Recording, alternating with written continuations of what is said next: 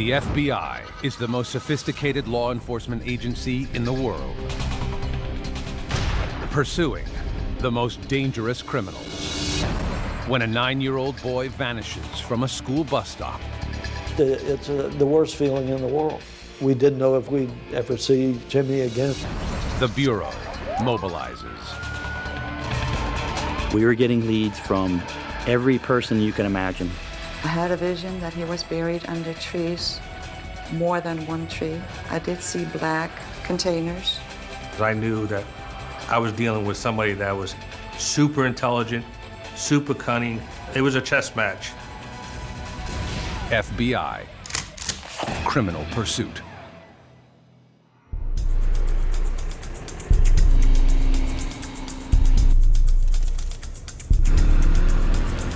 September 11th, 1995. It's about 3 p.m. when 9-year-old Jimmy Rice steps off his bus in the Miami farming community known as the Redlands. It's very different from the way most people envision Miami. It's a rural type area, just a lot of things to do for kids, and none of the problems that you have in a city. Jimmy walks the short distance home for his Monday piano lesson. We were about the 4th house down from the intersection. He'd just walk home, it'd take him a minute or two. Normally, Jimmy's mother is home to greet him. But this day, Jimmy's 18-year-old neighbor is babysitting, while the Rices are out of town on a business trip and birthday celebration. Around 3:30 p.m., several hours north of the Rice home, Don walks in the hotel room and finds his wife in a panic. He didn't come home from school today. For his lesson, we have to go home. She was teary-eyed and very upset. And yes, I knew when I first saw her there's something wrong. And that's when she told me I'd just called, and Jimmy hadn't showed up at the house yet. And not only hadn't taken the lesson, but no one knows where he is. Jimmy has not returned home from school. Jimmy was the kind of kid that you could really count on. Some kids, if they disappear, you think, well, they've done it again. But with Jimmy, if he said he was going to be somewhere, wanted to be somewhere, needed to be somewhere, that's what he would do. Don immediately calls the house again and speaks with his older son, Ted. I said, please check around the neighborhood. I don't believe that he would have done this, but he may have somehow forgotten about the lesson. Could you check and see there were a couple of neighborhood kids where he would, go from time to time to play. But Jimmy is nowhere to be found. A call to his school confirms he rode the bus home that day. The Rices don't waste any time. They immediately check out of their hotel and start driving the 2.5 hours back home. As they speed south down Florida's turnpike, Don calls the Miami-Dade police, who alert the missing persons unit. The Rices hope for the best. We kept thinking, well, for God's sake, something is wrong, but maybe they'll find Jimmy and it'll turn out to be something innocent. Even so, they can't help but fear the worst. That someone has taken Jimmy to try and extort money from them. We thought if there were kidnappings, it would be for ransom. And that was what we were thinking had occurred, that some person thought, well, these people have a really nice house, everything, they must have some money. It's the worst feeling in the world. You don't know where your kid is, and he's not the kind of kid to just disappear like that. Something was seriously wrong. Miami-Dade police is already on the scene when the Rices pull up to their gated home a few hours later. A helicopter circles overhead. Lead missing persons unit detective Juan Murias heads up the search. When a child goes missing, it's one of our biggest priorities. We go to all lengths to try and follow up as many leads as we can.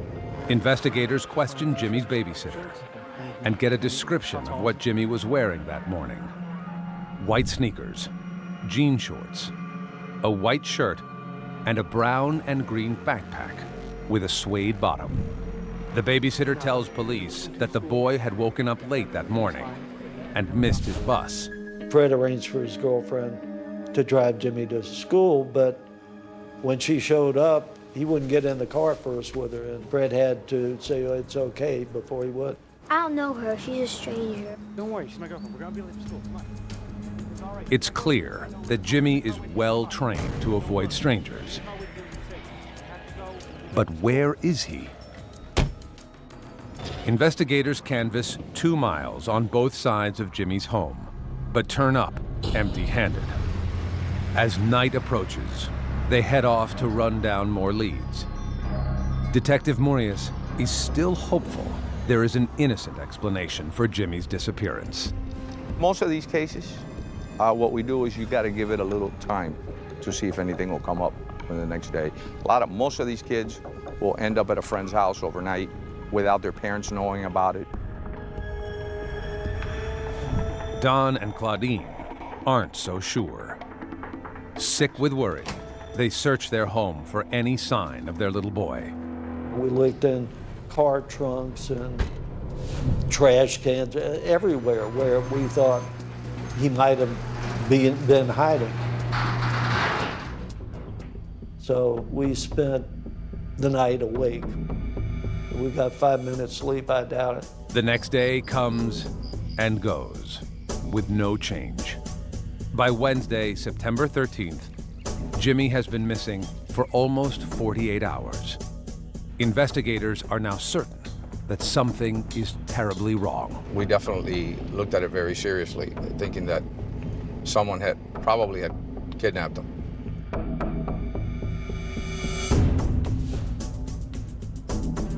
Miami-Dade PD need help, and they need it fast.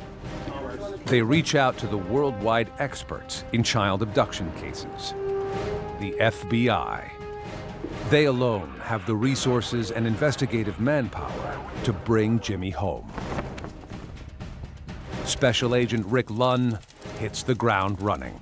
It's crucial to attempt to locate the child within the 24 to 48 hour time frame because in previous cases, that has been identified as the most likely time frame that the child will remain alive. And so if we can identify or locate the child, it's better odds that we will recover the child. Special Agent Lunn's urgency is personal as well. I had a 10-year-old boy at the time, and I only lived a few miles away from the Rice residence.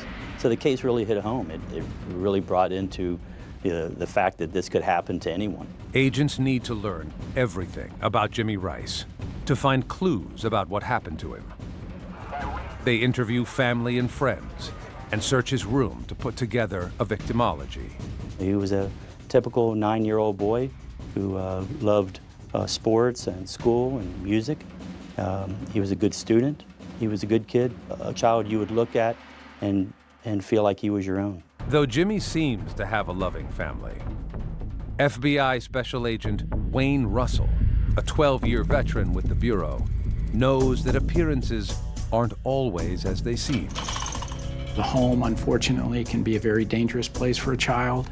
I didn't know if walking into the home, whether or not I was walking into a crime scene. Investigators must find out who took Jimmy fast. And at this point, no one can be ruled out as a suspect, even the most trusted friends and family. We want to identify a person of interest as quickly as possible. So we start from the inside. Who was closest to Jimmy?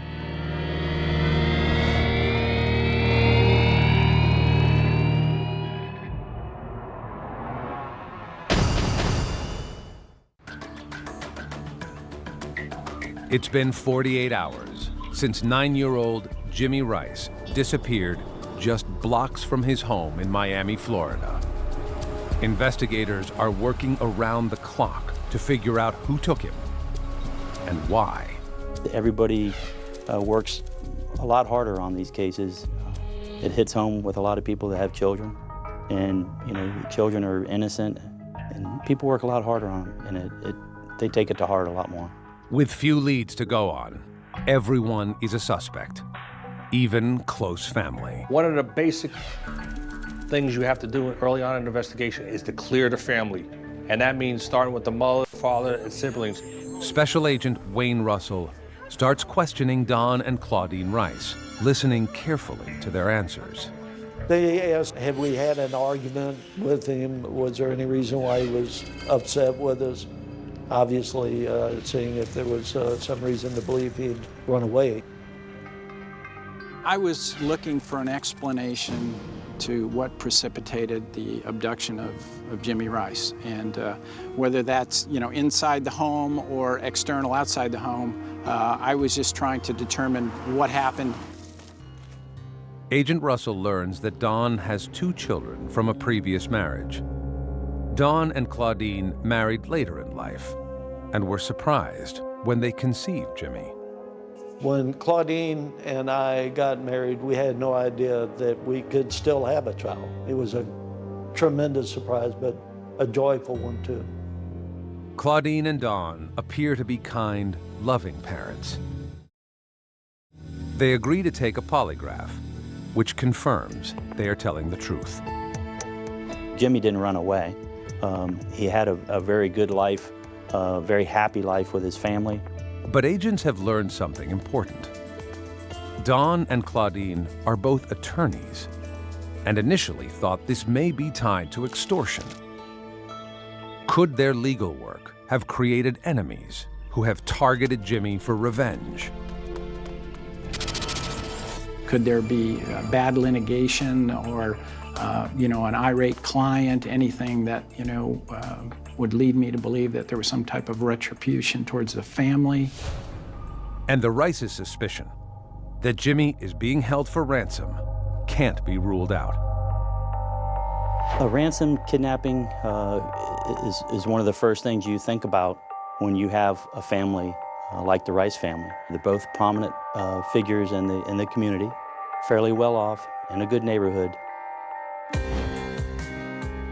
Agents tap the Rice's phone in case a ransom call comes in.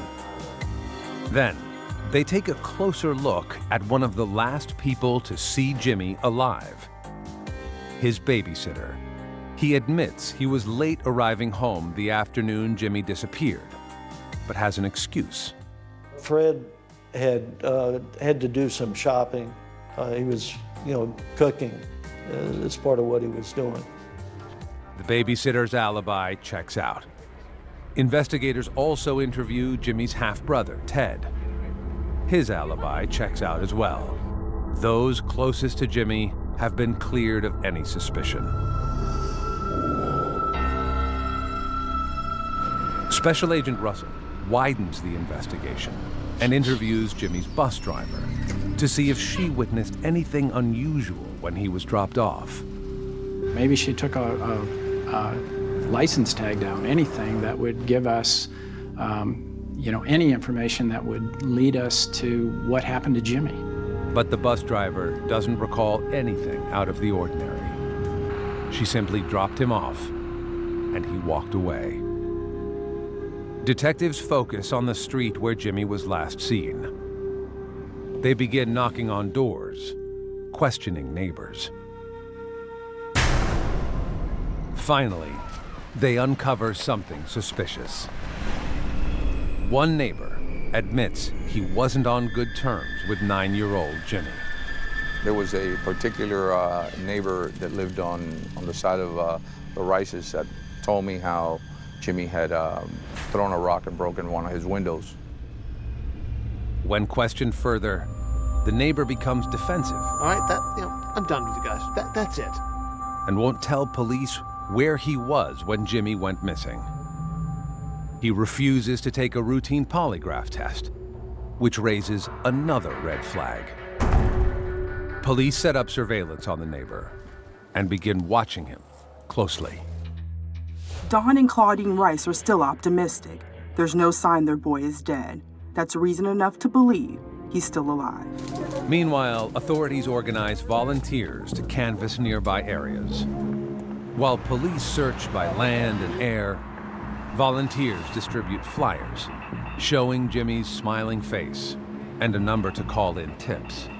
You couldn't go anywhere without seeing it on a telephone pole or at the stores or anywhere. But each day begins and ends the same, without Jimmy Rice. Special Agent Russell knows the chances of recovering Jimmy safely are greater if someone is holding him for ransom. It wouldn't be in their interest to harm the child, because they would just, lose their leverage. But no ransom call comes in. And with each passing moment, investigators suspect the worst, that Jimmy was abducted by a sexual predator. They explain their fear to Jimmy's parents.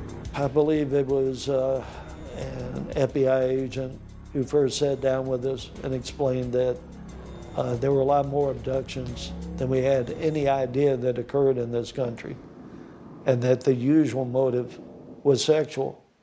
That was horrifying. Investigators search the sex offender registry for anyone who lives within a 10-mile radius of the Rice's house. We discovered that we had about 27 registered sex offenders living in this rural area down in the Redlands. And at that point, we started looking at these individuals very closely.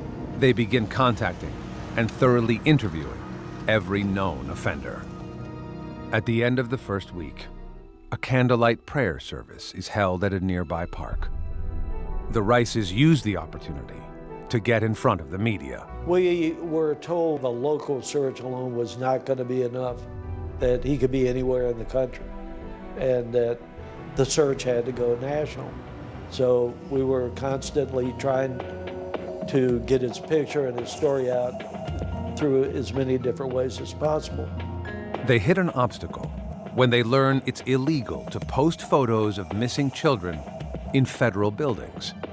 We were angry because we couldn't put Jimmy's picture on the wall in government buildings. We first heard about it when they were tearing the posters down. They immediately lobby the Florida governor and President Bill Clinton to change the law. Volunteers passing out petitions at the Rice home to be sent to President Clinton. They are asking the chief executive to pass a new law allowing pictures of missing children to be posted in all federal buildings, such as post offices. The family offers a reward of $100,000 if Jimmy is returned before his 10th birthday on September 26th. We were prepared to sell everything we had to come up with the money. You'll do anything to get your child back. The reward sets off a firestorm of leads. Some citizens would call in with legitimate calls, claiming to have seen Jimmy Rice's book bag on the side of the road. We would go and there would be one there, but it wouldn't be identified with Jimmy in any way. And I might have some information regarding the Jimmy Rice case. One tip in particular stands out. Anna Arizaga, a psychic who lives near the Rices, has heard about Jimmy. And she has a frightening hunch about where he is. I had a vision that he was buried under trees, more than one tree. I did see black containers, but that's as far as I saw in my vision. I didn't get an address, I didn't get a specific place. Could the psychic be the key to finding Jimmy? 9-year-old Jimmy Rice has been missing for more than a week. Investigators fear he's been taken by a sexual predator, but are hopeful he's still alive. Anna Arizaga, a psychic who lives nearby, has had a dark vision that says otherwise. At the time, I felt that he was dead. I did see that he was buried nearby or under some trees. some pots, black pot holders. But psychics don't get a street sign. You don't always know exactly where. You can describe the area. But Miami has a lot of trees. Investigators take down Anna's information. It's one of hundreds of leads they are diligently following, hoping for a break in the case. But despite their efforts, Jimmy's 10th birthday arrives with no sign of him. The Rices throw Jimmy a party and invite the media. Wouldn't trade you for anything. Happy birthday, son. We had the presents and opened them up. And after the media left and the hubbub ended, we just sat there, feeling like the house was empty. We didn't know if we'd ever see Jimmy again. On October 4th, nearly 3 weeks into the investigation, a phone call changes everything. 911 emergency. Okay, what's your location? An anonymous caller says they saw Jimmy in a car more than 3 hours away. We received a lead coming out of Key West that in a Camaro, primer color Camaro, there was a white male driving, and they felt that they saw somebody that looked like Jimmy Rice in the front seat. Could Jimmy still be alive? They were pretty positive based on the description and the flyers that they had seen that this was definitely him down there. Detectives race to track down the Camaro. They find it, and a boy who looks like Jimmy. But it's not him.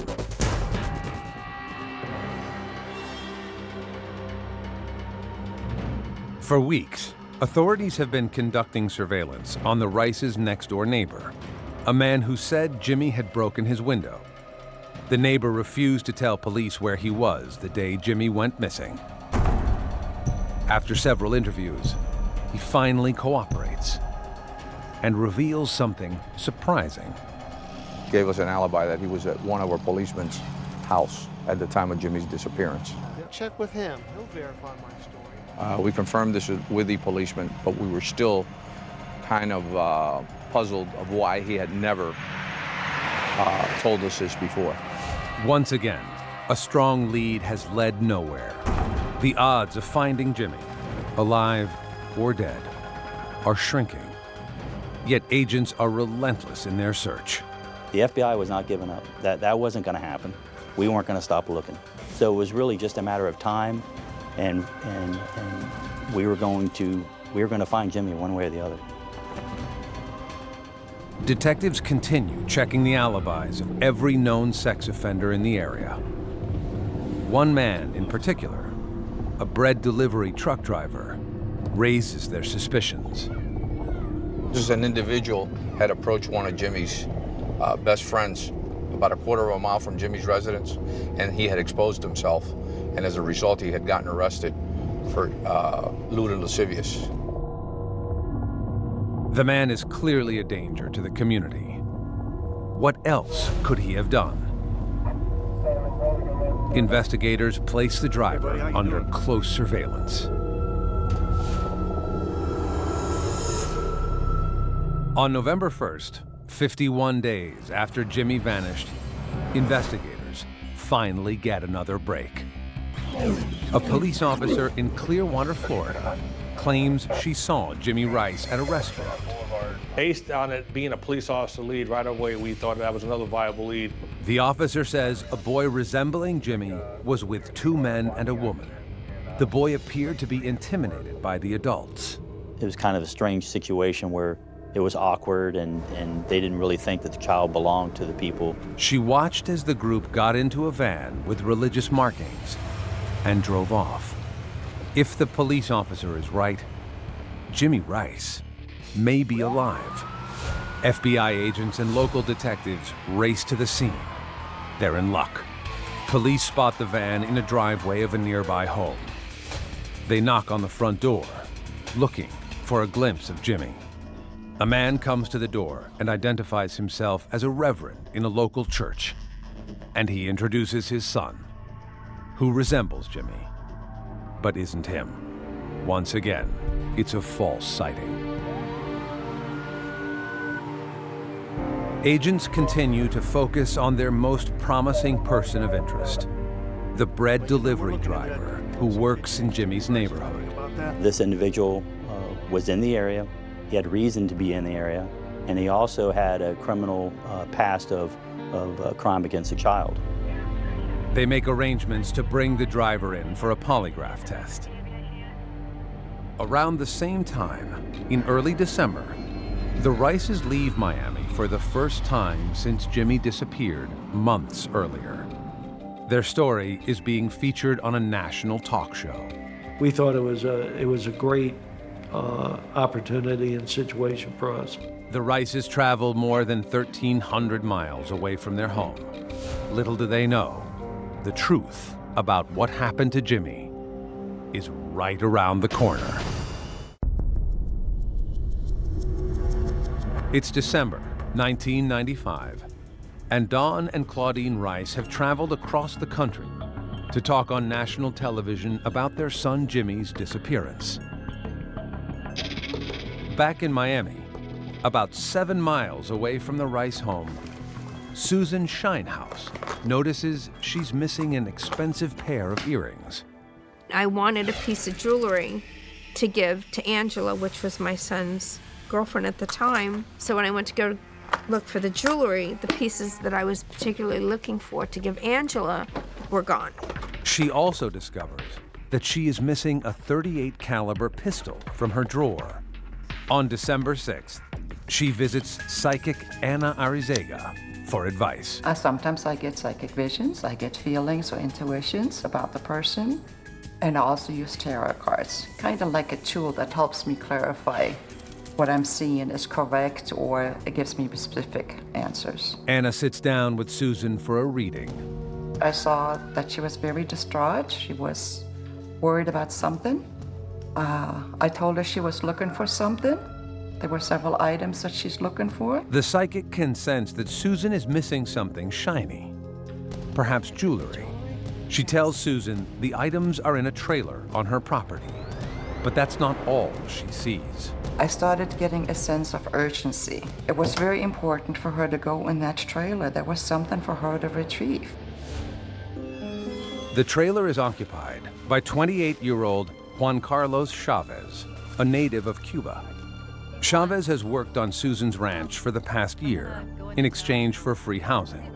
Susan trusts him completely. He had access to my house. My house was never locked. I mean, he did anything I asked him to do. I never had a problem with him. Susan can't believe Chavez would steal from her.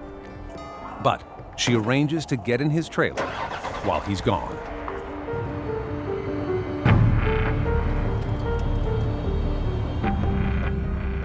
I made arrangements with my dad because I had to get Juan Carlos off the property so I can go into the trailer. And I had my dad take him out for the entire day. I had prearranged a locksmith to come and open the door. Susan enters the trailer. She is shocked to discover her missing gun on a table. And her earrings. And then she finds something else. While searching in a closet, she sees a child's book bag. Confused, she runs to get her son. I told my son, go in the trailer and I need you to go look at this book bag. There's something funny about this book bag. Her son retrieves a textbook from the bag. On the inside cover, written in children's handwriting, is a name. Jimmy Rice. And the next thing I know, this horrible screaming, screeching was at the French doors. It was my son screaming, it's Jimmy Rice's book bag. Jimmy Rice's book bag. Like everyone else in their community, Susan knows who Jimmy Rice is. She immediately calls the FBI. Susan Shinehouse calls, screaming and yelling on the phone that she has found Jimmy Rice's book bag. So I'm trying to get the information out of her, where she lives, and what her address is, so we can come and talk to her. But she is very, very emotional at that time. Right away, my gut told me, okay, we're on it, because there's no way that this person kept that book bag without having to be involved. We just stopped right there and started thinking about everything we had to do to resolve this case immediately. Susan is terrified Chavez will arrive home before agents can respond. I was very scared. Juan Carlos was with my father at the time. Now at this point I'm worried, is he gonna find out he's with my dad? What is he gonna do to my dad? Agents arrive within minutes at the Shinehouse Ranch. They enter the trailer and search for Jimmy. There is no sign of the little boy, but there is plenty of disturbing evidence. And I see the gun on the counter. Then I see a poster of Jimmy Rice on the table by the gun underneath some books, and then go in the closet and see Jimmy Rice's book bag there. Special Agent Lunn grills Susan about Juan Carlos Chavez. Got on the scenes. All right. Okay. What time do you expect him to be back? I wanted to find out more information about him and basically who we're dealing with. And I asked her, where does this guy spend his time? What does he like to do? Where did he go the most? Susan remembers Chavez had taken a special interest in the Jimmy Rice case, even bringing home flyers. But that's not all. She said right about the same time that Jimmy Rice was reported missing, that Chavez had removed the carpet, the padding, and cleaned out the entire floorboard of the pickup truck, and then painted the floorboard of the truck. And this is a guy who never cleans anything. Agents are convinced that Juan Carlos Chavez can lead them to Jimmy. But first, they have to take him down. We had to immediately think of a plan of action to get this guy safely and to try and figure out where Jimmy was. You want a happy outcome, but your gut feeling is that something really, really tragic has happened to Jimmy Rice.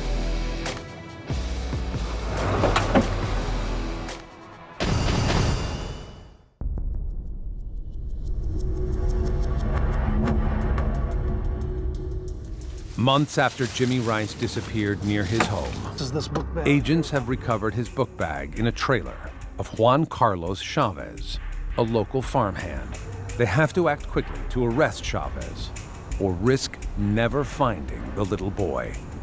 You know, he's coming in literally in a few minutes in a pickup truck, so we don't have control of the vehicle. Agents and police hide their vehicles on Susan Shinehouse's farm.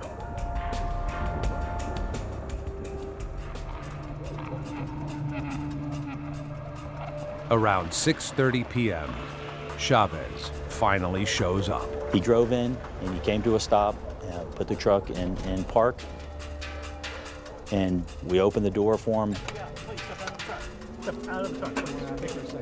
Brought him out, quickly patted him down to make sure that he didn't have any weapons on him. Chavez is eerily calm. Authorities take him into the station for questioning. Later that day, Don and Claudine return from a television appearance in Chicago and are surprised to find the press waiting at the door.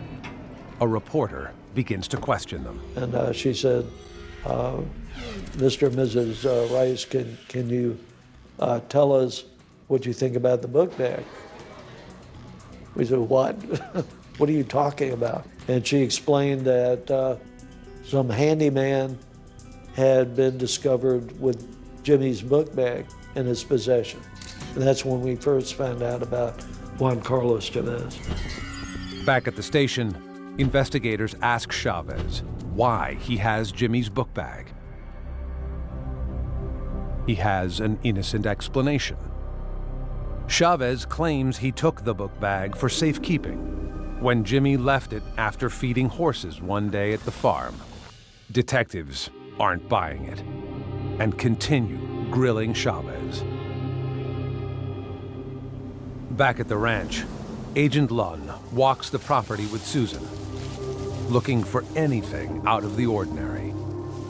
When I walked over to that area, I saw these 3 very, very large cement planters that just stuck out like a sore thumb.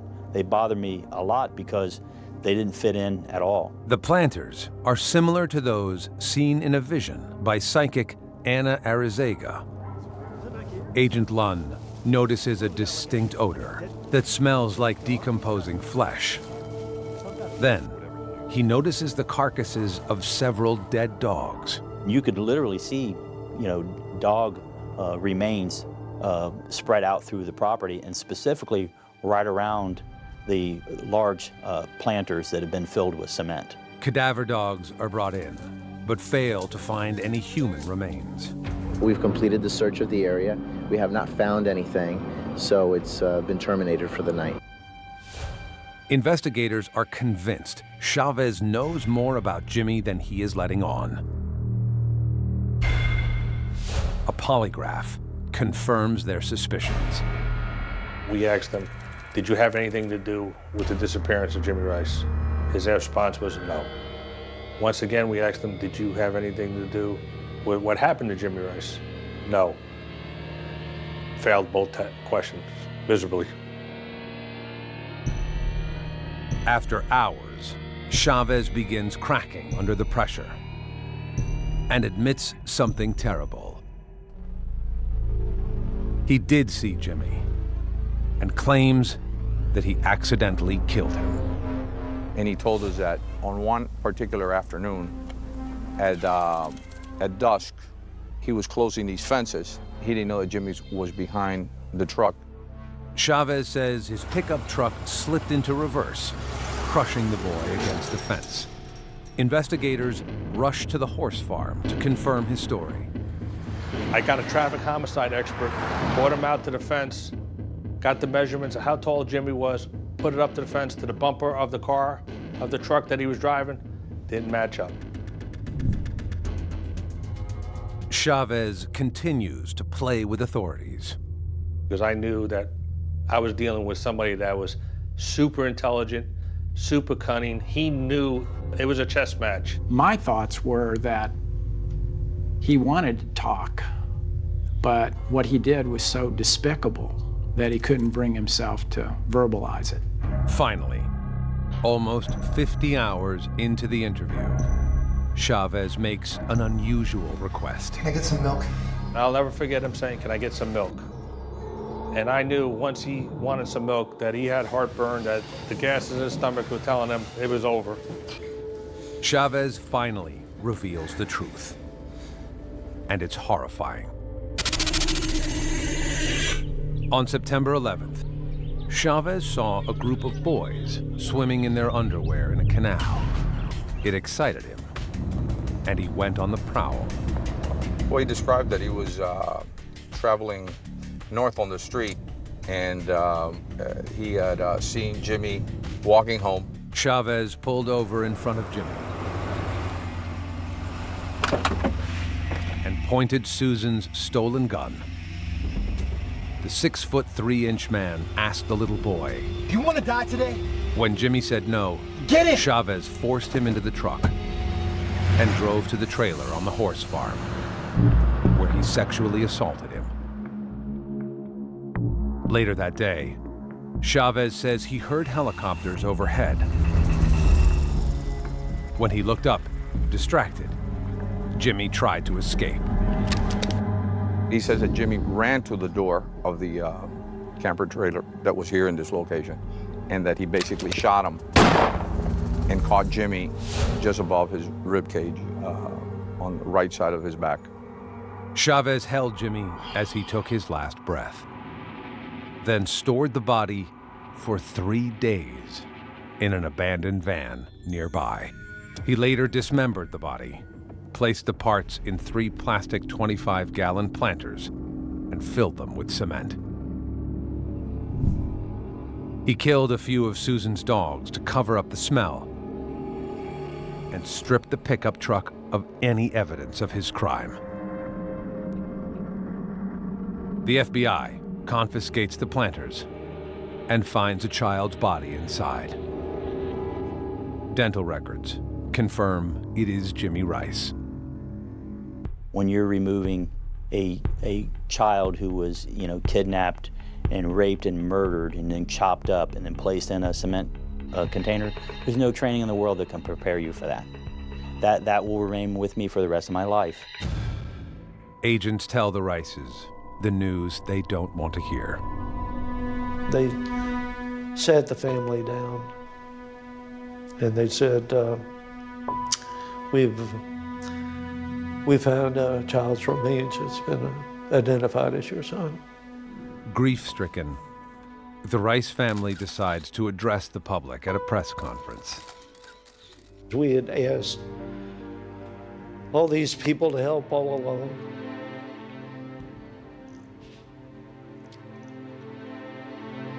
And we wanted to thank them. And to set the proper tone for how the news should be received and how it was important to us that Jimmy, that this news go out in a positive fashion for him. When reporters cut off their cameras, many break down in tears. Chavez goes to trial in 1998. He recants his confession and pleads innocent.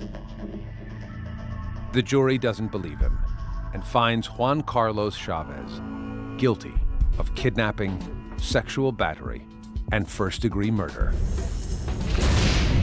He is sentenced to death. Juan Carlos Chavez could have killed other kids that no one knows about, and if he wasn't caught in this particular case, he would have done the same thing to someone else. We're going to do what we can to make sure no other child in this country ever has to go through the hell that he did, whatever it takes.